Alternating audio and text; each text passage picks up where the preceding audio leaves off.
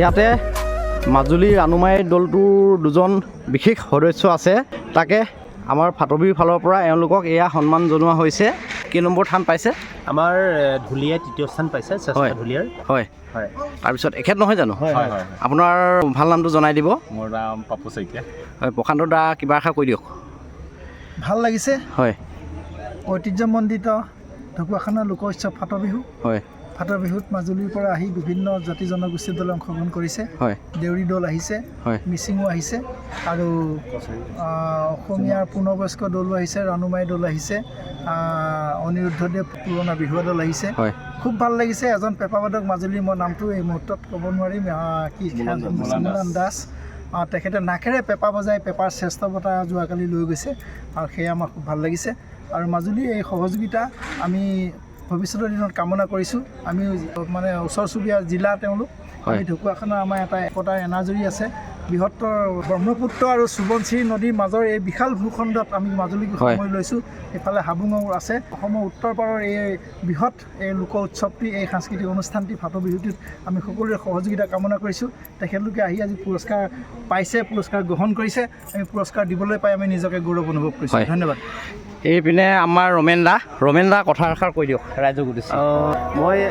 সঁচাকৈ বহুত সুখী যিহেতু ঢকুৱাখানাৰ ফাট বিহু শুনি আছিলোঁ কিন্তু দেখিবলৈও পোৱা নাছিলোঁ মানে অনুষ্ঠান কৰিবলৈও পোৱা নাছিলোঁ এইবাৰ আমি ডাইৰেক্ট আহি পেলাই অনুষ্ঠান কৰিছোঁ আৰু মানে আহি পেলাই এনেকুৱা লাগিছে যে ইমান ডাঙৰ এটা ব্যৱস্থাপনাৰ জৰিয়তে ইমান শৃংখলাবদ্ধভাৱে সকলোৱে নিজৰ নিজৰ দায়িত্ব পালন কৰিছে মই তাত নথৈ সুখী মানে ভোজনালয়ৰ পৰা আৰম্ভ কৰি একেবাৰে দোকানৰ শেষৰ দোকানখনলৈকে তেওঁলোকৰ চকু নজৰ মানে তীক্ষ্ণ দৃষ্টি আৰু মই বিশেষকৈ মানে দেখি এটা কথা ভাল লাগিলে তেখেতসকলৰ যিখিনি মানে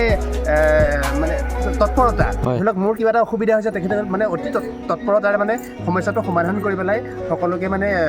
এটা সমাধানৰ পথ দিয়ে আৰু ৰাণুমাই বিহু দলে প্ৰথম আহিছে আমি সঁচা কথা ক'বলৈ গ'লে ইয়াৰ যিখন বিহু সেই বিহুখনৰ বিষয়ে আমি নাজানো মানে ইয়াৰ কেনেকুৱা ধৰণৰ বিহু হয় সেইটো চাবলৈ আহি পেলাইহে গম পাইছোঁ যে এনেকুৱা বিহু আমি পুৰস্কাৰ নাই পোৱা কিন্তু সেইটো ডাঙৰ কথা নহয় ফাট বিহুত আমি আমাৰ ভৰিখন থ'বলৈ পাইছোঁ আমাৰ বাবে সেয়াই সৌভাগ্যৰ কথা আৰু অসমৰ ৰাইজক আমি প্ৰতিশ্ৰুতি দিছোঁ অহা মানে আহিবলগীয়া বৰ্ষকেইটাত আমি আমাৰ ফাট বিহুৰ যি ঐতিহ্য পৰম্পৰা আছে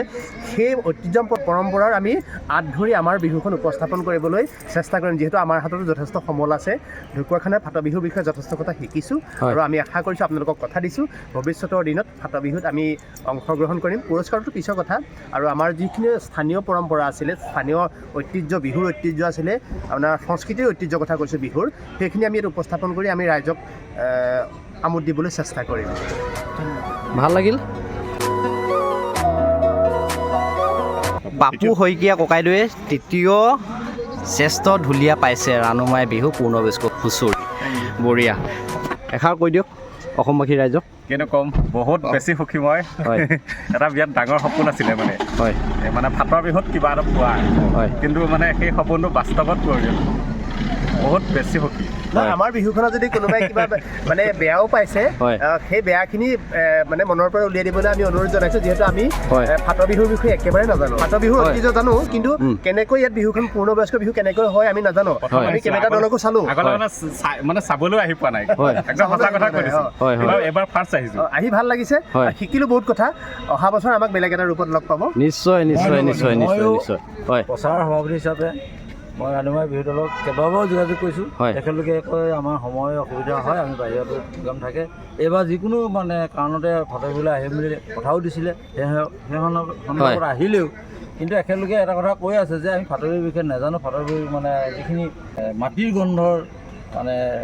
বিহু এই বিষয়ে আমি মানে অভিজ্ঞ নহয় অহা বছৰকে তেখেতলোকে এইখিনি সকলোখিনি এবাৰ জানিছে অহা বছৰকে তেখেতলোকে পুৰস্কাৰ পাবৰ কাৰণে মোকতো কথাই দিছে আমিও আশাবাদী যে তেখেতলোকে আৰু অহা বছৰলৈ সুন্দৰকৈ প্ৰদৰ্শন কৰি আমাৰ ফাট বিহুৰ পৰা শ্ৰেষ্ঠতম পুৰস্কাৰটো নিবৰ কাৰণে আমি ধন্যবাদ নিশ্চয় যিহেতু ৰমেন ভূঞাৰ লগত আমি যোগাযোগ কৰিছিলোঁ আৰু এই ক্ষেত্ৰত কৃতজ্ঞতা প্ৰকাশ কৰিছোঁ আমাৰ মোলান্দৈ বিহু দলৰ মোলান দাসক তেখেতৰ নেতৃত্বতে অন্ততঃ এইবাৰ আমাৰ 6টা বিহু দলে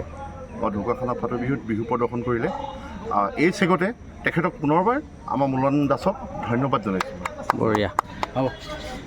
ৰমেন দাই মোক কথা এষাৰ কৈছিল মই ফোন কৰিছিলোঁ ৰমেন দাক এনেকৈ মানে বিহুৰ সম্পৰ্কতে মই ফোন কৰিছিলোঁ তেওঁ ক'লে মানে মোৰ দলৰ প্ৰায়খিনি সদস্য মানে জড়িত আছে বেলেগ বেলেগ বিহুত অলৰেডি বহুত জেগাত এগ্ৰিমেণ্ট হৈ গৈছে তেওঁ মেনেজ কৰি পিনে আহিম বুলি কৈছে জাবান দিলে মোক তেওঁ সেনেকৈ আহি পিনে সুন্দৰকৈ বিহু প্ৰদৰ্শন কৰিছে প্ৰথমবাৰ আহিয়ে সুন্দৰ বিহু প্ৰদৰ্শন কৰিছে মোৰ অন্তৰৰ ফালৰ পৰা মই জাষ্ট কথা এটা কৈছোঁ ভাল লাগিল আকৌ অতি সোনকালে আপোনালোকক লগ পাম ধন্যবাদ